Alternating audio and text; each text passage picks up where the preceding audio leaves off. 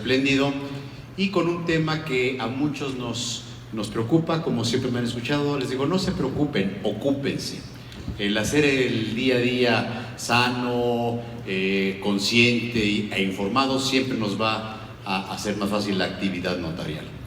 De lo que voy a charlar, complementando lo que nuestro decano Heriberto ha mencionado, es acerca de las análisis en particular de la miscelánea. Quizá les suene a ustedes un poquito reiterativo, pero yo me formé al lado de un santo varón, un hombre maravilloso que es Fausto Rico Álvarez. Dejó la notaría hace algunos años, renunció a ella cuando cumplió 50 años de ejercicio. Tuve el privilegio de trabajar en su oficina 20 años, ser socios 12 años como notarios, y me caía gordo cómo reiteraba y repetía las cosas. Pero aprendí que es una de las grandes maneras de asimilar, de quedarse con los conceptos, la reiteración a veces de ideas informadas. En este punto,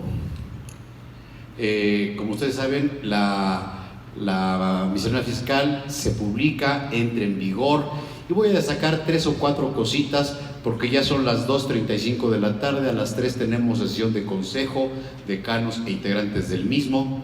Y sé que solo Heriberto y yo nos interponemos entre ustedes y una deliciosa comida. Llegaron temprano, ya es tarde, están cansados seguramente, y escuchar temas de esta naturaleza agota, se los digo sinceramente. Así que voy a platicar de cosas muy en particular. Ya hablamos hasta el cansancio de los representantes legales. Yo solo quiero decirles una cosa, que pidan siempre el RFC en todos los actos que protocolicen, sean RUAS, aunque el texto del Código Fiscal 27 y de la propia regla miscelánea es asambleas de personas morales. El día 18 de diciembre, 17 de diciembre estuvimos en el SAT. Ahí les preguntamos cuándo será la segunda resolución de modificaciones, y los señores nos dijeron, no sabemos nada, se verá hasta el próximo ejercicio. Y reájatela, se publica al día siguiente. Así de informados estaban acerca de estos temas. Y cuando yo en lo particular ahí les planteo el tema de las RUAS, pues abrieron unos ojos del tamaño de una taza con plato, porque no sabían que eran las RUAS. Y entonces pareciera ser que ya aprendieron, y ojalá lo hayan estudiado, pero esto viene desde el 92 y nunca habían caído en este concepto que hemos platicado. Fíjense ustedes que sigue en una regla que es la .5.12. Algo que a veces a mí me sucede en mi ejercicio diario.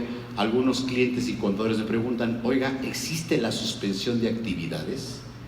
¿Una persona moral se puede poner en suspensión? Sí, sí se puede poner. Ustedes saben que algún tiempo estuvo proscrito esto, pero hoy tenemos de nueva cuenta esa posibilidad desde la regla 5.12. En la regla 2.5.16, todo el catálogo de avisos que se pueden presentar en materia de RFC. Insisto, recordemos que una de las características, calidades y cualidades del notario latino es ser redactor del instrumento, asesor de las partes. Vamos a asesorar a nuestros clientes, decirles qué tienen que hacer, y muchas veces esto es útil porque en nuestros instrumentos asentamos certificaciones. Bien, vamos a pasar a este tema de una regla que es la 2.7.1.13, y voy a hacer un poquito de historia. Esta regla en su origen viene, como ustedes saben, desde la resolución miscelánea fiscal 2014. Desde aquella época era la regla 2.2.7.1.13, y desde entonces se establecía el tema de las erogaciones por cuentas de terceros.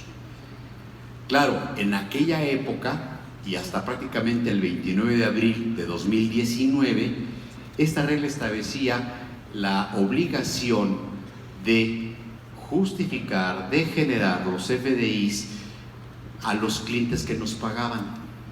Pero fíjense que el texto de la regla habla de bienes y servicios. Y claro, por ejemplo, un impuesto local de adquisición, ¿es un bien o un servicio? Ninguno de los dos. Es una contribución de carácter local. Entonces no tenemos por qué generarles FDI por lo menos en principio para el cliente. Pero si es un avalúo, si es una gestoría, qué sé yo, de eso sí. Y yo mañosamente decía que no me ubicaba en los términos de dicha regla, porque se establecía que esto operaba cuando el cliente nos reembolsaba las cantidades que por su cuenta habíamos pagado. Y yo digo, yo no soy dama de la caridad, yo a ningún cliente le fío nada. Si quiere hacer una operación me da un anticipo. Si no me paga en cheque de caja, cheque certificado o transferencia a mi cuenta, no lo dejo firmar. Y entonces yo jamás pagaba por cuenta de un cliente que luego el cliente me reembolsara a mí. Y yo decía que con eso me salía de la regla.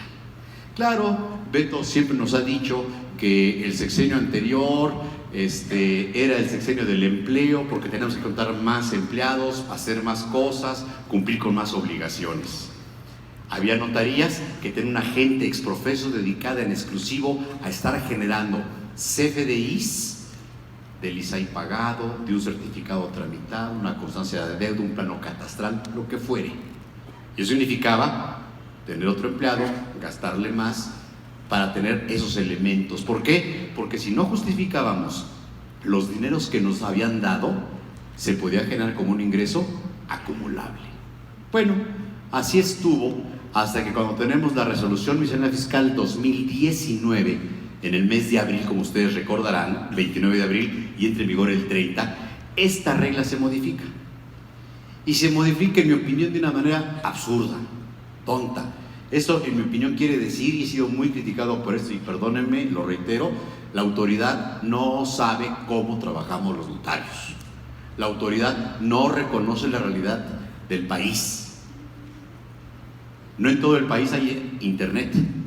No en todo el país ni en todos los municipios hay sucursales bancarias. Entonces, ¿cómo vamos a poder cumplir con una serie de cosas que implican y se dirigen a ese sector o a ese segmento? Y entonces decía esta regla, punto 13, en la miscelánea 2019, que teníamos que, si recibíamos dinero como anticipo como un reembolso de un cliente, el reembolso tenía que ser o por cheque de caja, o cheque certificado, o transferencia. ¿A qué nos dejaba esto? Que aparentemente no podíamos recibir efectivo. Se lo dijimos al notario fiscal. Oye, en términos de la ley antilavado, se puede pagar hasta 8,025 veces el valor de la UMA en la adquisición de un bien, en la transmisión de un derecho raso inmueble, y no me pueden pagar 5,000 pesos de anticipo en efectivo. O no me pueden pagar restitución en efectivo, porque si sobra lana que no gasté y se la tengo que devolver al contribuyente, tiene que ser en cheque o en transferencia. Eso decía la regla. Había que crear una cuenta independiente, y también surgieron los sombrerazos. ¿Hay que abrir más cuentas en los bancos o no? Siguiente, teníamos la posibilidad de un plazo de máximo, ¿cuánto tiempo? ¿Quién se acuerda? 60 días hábiles. ¿Para qué? Para justificar y gastar la lana o devolvérsela al contribuyente. Y hay entidades en todo el país donde el puro trámite de un pago de impuesto local puede llevar semanas o meses. Y no digamos de los registros públicos, que ya Héctor nos hace favor de anticipar esta ley de homologación, armonización de los registros públicos. Que porque no ha salido ni entrado en vigor, pues tiene un grave problema con la clave catastral. Si no hay coincidencia entre la clave catastral y registro, no se puede inscribir. Así de fácil. Y díganme qué catastro en el país está armonizado o sincronizado con registro público de la propiedad. A lo mejor uno. Bueno, decía también que tenemos que devolver ese dinero en esos 60 días. Desde, como ya nos explicó Beto, que nos habían entregado la lana. Cuando vimos esa regla, bueno, pues se reunió la comisión fiscal, lo platicamos, nos entrevistamos con el SAT, en fin. Nos dicen, sí, lo entendemos, pero no va dirigido a ustedes, va dirigido a los agentes aduanales. ¿Por qué se ponen el sombrero, notarios? Oye, porque nosotros pagamos por cuenta de terceros ciertas cosas. Es más, hasta alguna vez me preguntaron, oye, ¿y el ISR y el IVA tenemos que generar CFDI? Y ustedes recordarán el contenido de la actual regla 2.7.42. que dice no se generará ningún CFDI en tratándose de contribuciones federales. Ahí está. Bueno, con toda esta danza, en el mes de agosto, cuando tenemos el 20, la primera resolución de modificaciones a la resolución miscelánea fiscal, se modifica esta regla. Beto fue un actor importantísimo, se entrevistaba con la gente de SAT, ya nos mencionó él, y les dijo, ese plazo no es suficiente.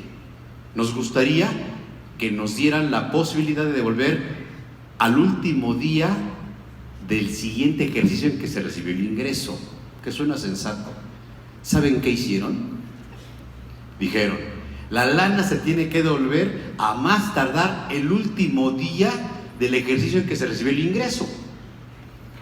Y entonces, si yo abrí un expediente el 1 de diciembre y le pedía lana al cliente y firmaba yo el 15 de diciembre antes de las posadas, me quedaban 15 días o 16 días para poder gastar, pagar o devolver. Y si no, se me consideraba como ingreso. Ya nos precisaron también en ese segundo estadio de la regla que cuando se hablaba de cuenta, era una cuenta contable. Luego, también, no quisieron meterse con el tema del efectivo, eso no lo cambiaron. Establecieron que había que tener un complemento de registro de gasto por cuenta del tercero, que cuando se publicara iba a entrar en vigor. ¿Qué creen? No se ha publicado nada, ni aún al día de hoy, y tenemos regla al respecto. Ante todo ello, nos reunimos decía en diciembre mediados, y al día siguiente de la reunión sale la segunda resolución de modificaciones a la miscelánea fiscal, y ahí es donde nos ponen junto con los agentes aduanales y los agentes navieros. Al respecto, una serie de consideraciones. Esta regla, la punto 13 es una regla que ya está en el olvido. Ya puedo recibir anticipos en efectivo, le puedo devolver a mi cliente el sobrante en efectivo.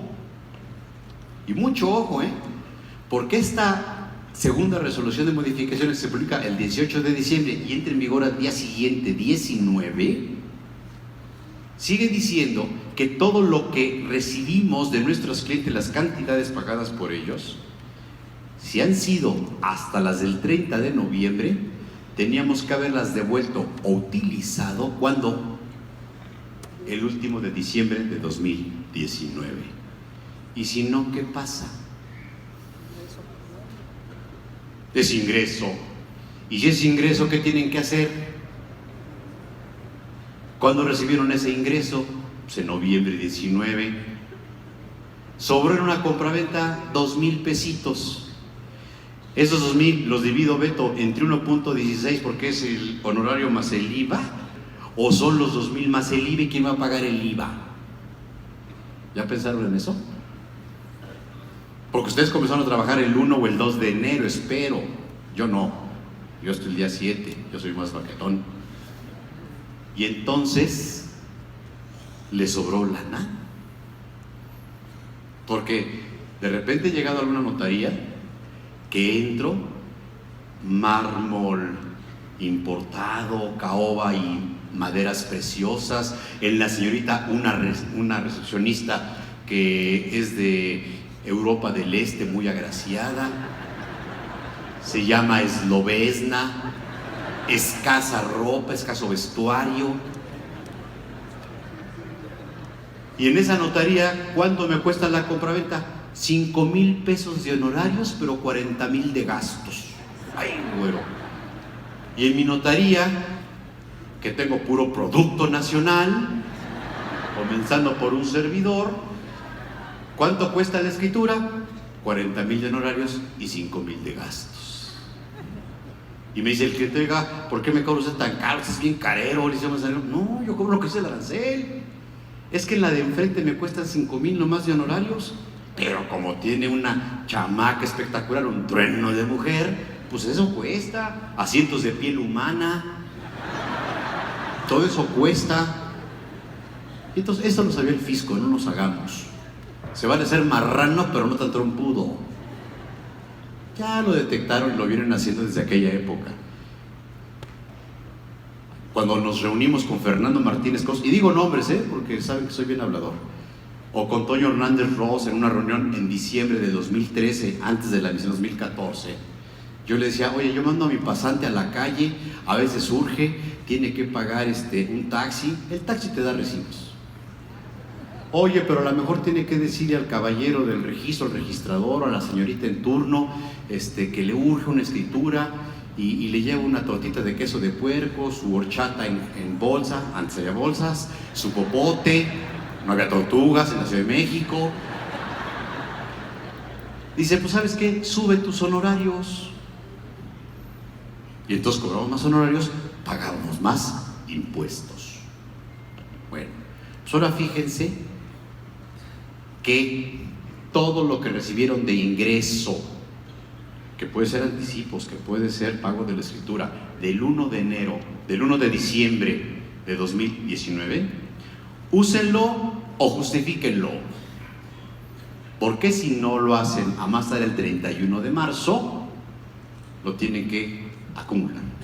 En eso radica de alguna forma esta regla. Como dice Beto, estamos trabajando con ellos, porque insisto, no reconocen la realidad. ¿Cuántos de ustedes trabajan con bancos que después de firmar les piden constancias de asientos, ya inscritas o lo que sea? Y pasa de un año al otro. ¿Les voy a devolver el dinero y luego le vuelvo a cobrar para poder pagar ese derecho en el registro público? ¿Cómo le hago? Esa es la verdadera problemática que desgraciadamente aquí la tenemos. Que hay que pedir por efectos de la ley, ya no de la regla. Los FDIs que emitan autoridades locales respecto del pago de contribuciones, impuestos, derechos, ¿en cuántas entidades del país llegamos a pagar un impuesto de adquisición local? Y me dicen, aquí no se estiran los cheques, aquí es que pagar en efectivo, güero, o con caricias, pero cheque no. Oye, genérame un CFDI. Aquí no se usa, ¿qué es eso? Y eso la autoridad no lo conoce o no lo quiere reconocer. No es la misma realidad de una entidad. Por cierto, Fer Gallo no es el presidente de Hidalgo, es de Jalisco, una entidad relevante sin lugar a dudas en nuestro país. No es igual, y no por ser peyorativo, el avance que puedan tener en Jalisco, Guadalajara, como algún otro municipio. Y hablo del mismo estado. Entonces, ¿cómo le vamos a hacer para obtener todas esas cosas? Pero que ahora la regla punto 46 sí se refiere a CFDIs, pero también habla de recibos oficiales. Por eso yo digo que esta regla punto 3 a lo mejor no está tan en el olvido, porque es el marco general de las erogaciones, pero pongan un especial interés en el contenido de lo que la regla marca en la punto 46, que es la que nos va a resultar aplicables a nosotros. Comentario: también es importante regla la 2.7.1.23, la del CFDI con el complemento. Prácticamente sí igual, no hay ninguna modificación, pero sí llamo la atención en algo en lo que he insistido hace mucho tiempo, que siguen sin hacernos casos: el artículo 31º transitorio. Como ustedes saben, si una persona compró en enero de 2015 un lote de terreno, viene a vender con nosotros, ¿qué le tenemos que pedir? Su CFDI con su complemento para hacerle el cálculo. Y nos dice, no tengo. El notario que me escrituró no me lo generó. La empresa, persona moral que me vendió, no me dio el CFDI con el complemento. ¿Qué hacemos? Si no tenemos la manera de que ese contribuyente acuda con el notario que le escrituró, y aunque fuera, ¿qué le va a decir? Híjole, ¿sabes qué? Te vendió una persona moral, yo no te puedo generar tu CFDI. Si fue una persona física, sí. ¿Podemos aceptar un CFDI extemporáneo, déjenme usar la expresión?